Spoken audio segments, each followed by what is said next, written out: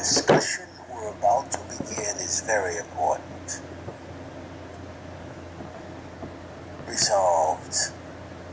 Short, small man, no appearance and no personality, has a tight, rigid leash with any woman. He has to know the art of how to disappear in her presence. He has to read the body language as if his life depended on it. Stay away from the TDHs. You've got nothing to gain by associating with these individuals. If you are strategizing to associate with this TDH in a social situation with women, you have to be resolved to let the TDH be the glory boy. Let him open the door. Let him control the hot genital strivings, the sexuality, the sensuality in the contact, the male-female contact we're talking about, the chemistry. The short, small, challenged man vertically, and to be short is to be small. It's just that simple. There's no way to get around that. If I could figure a way, I would. I recommend, beyond a shadow of a doubt, you build the best, strongest, hardest, most powerful small muscle you can build, keeping your eye on balance, coordination, and as much aesthetics as you can get. You got to get that six-pack, buddy. There's no show or die. Get the six-pack, cut in hard or die. He's got to be 3 times, 5 times as good socially in presentation as your TDH, your tall adversary. That means the appearance has to be spick and span from head to toe. Women have razor eyes for detail. Don't take anything for granted. Don't assume anything. Don't resolve on any result. Stay in the moment. Work through, work with the challenges and the information you get in a situation here and now. Forget about any outcomes. Do not be jealous or possessive. If you see the hot genital strivings going toward the TDH, even if you've spent money on the girl, listen very closely. Let her go. Let her go. Oh no. Good riddance. Good riddance. You found out, you exposed the situation sooner rather than later. Or, if it's still worth it to you, and there's still something in it for you, you have something to offer that the TDH does not. And specifically going to the greed, what's in it for me principle. You can sell to the woman. Use that as leverage. Vertically challenged man, or plain and simple, the short, dumpy, ugly man like me, has to compromise, has to know when to disappear under his own power.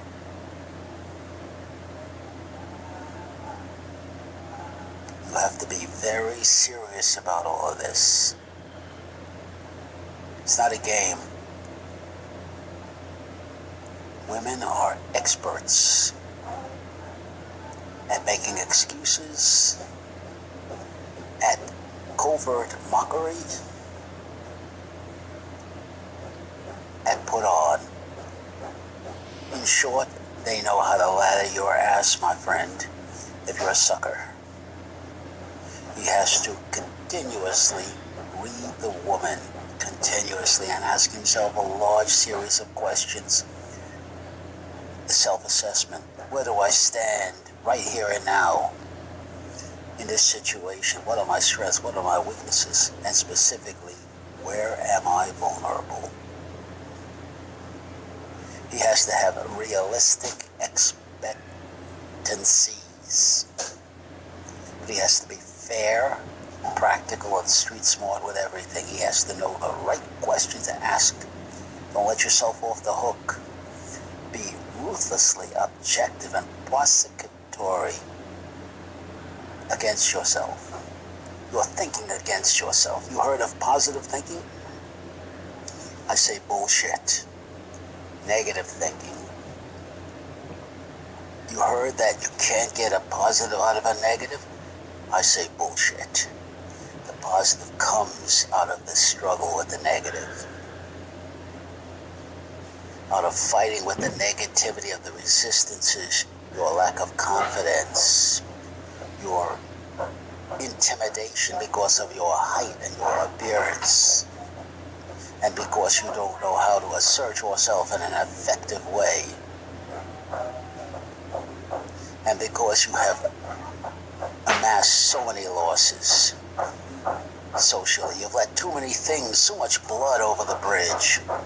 You need that alter ego that says, this doesn't stand, dude. Are you with me, dude? We're going to put a stop to this right here and now. You need that alter ego that is inside your mind. It's you that's watching this situation with an even hovering objective attention. Some want to call it the inner professor, whatever you want to call it. But you cannot and you will not let verbal abuse, mockery, caricaturing, insults stand. This doesn't stand. Only you can put a stop to it. Good example, in public school, I was the sissy, I was the wimp of the class, and I went to a tough school in the Bronx. The bullies all ganged up on me,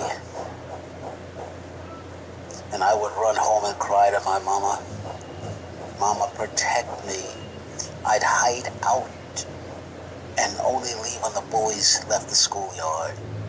If the bullies saw me, they'd steal my candy money. They'd take my lunch. They'd call me all kinds of names. Faggot, big head, big face. The list is endless. The harassment incredible. In the 8th grade, 7th grade I believe it was, an art teacher, Mr. Cohen, told me, if you want to put a stop to this, he saw what was going on. Here's what I want you to do.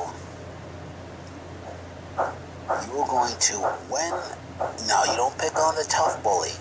The bullies, there are wannabe bullies in the gang. You have to break that chain at the weakest link. You got to bust the chain, otherwise you're going to suffer. Nobody can do it for you. If your mama comes to school to fight for you, you're a sissy. He said, I want you to, when a bully sits behind you, he harasses you, call you big head, faggot, and so on and so forth. Don't say nothing. Reach down. You got a ruler, big ruler on your desk. You got a lot of natural weapons sitting on your desk. I want you to take that ruler. I want you to turn around and whack that son of a bitch, that little prick, right in the face as hard as you can, and keep on smacking him in the face till the blood spouts. Break his nose. Bust his eyes if you have to. But don't stop until I pull you off. You'll put a stop to it. You'll put a visual stop to it. My listeners know, you know what it's like to get smashed in the face when you don't expect it. The nose busts, the eyes close, blood spouts everywhere, teeth get knocked out. I want you to put a bad hurting on that son of a bitch. Another good piece of advice is when the bullies confront you in the street, they're bigger, they're stronger than you, you're going to say, I'm going to I'm running up right now. I'm going to get my mom's butcher knife, and I'm coming back down. And when you don't expect it, I'm going to run this knife right through your fucking throat. I want to kill you, you son of a bitch. And if you drive that intimidation back to the bully, guarantee it will stop. Guarantee it will stop. That's how you grab the bull by the horns. Never let verbal violence take root. It's a malignancy that grows uncontrolled. Put a stop to the verbal violence immediately, impressively, powerfully. Use the power in your voice. Use the power in your presence. Now that's where verbal judo, I love verbal judo. I love Dr. Thompson's verbal judo. I think it's a good way. I think it's strong. You see, but there's one more element in that verbal judo. The tactful civility, showmanship, the verbal skills, the communication skills, the chameleon that can adapt and adjust to the situation, but it requires one more thing that Doc Thompson really doesn't bring up as much as he should. Doc Thompson is a rough hombre. He's been in the martial arts since 7 or 8 years old, so he can handle it. He does say with pride, there's not many men I can't handle, and if I can't handle them, believe me, I will be memorable. You need a well-developed, powerful cobra to back up that chameleon. The cobra strikes when least expected and strikes hard when least expected. And you need the courage and the training and the resiliency to put it through.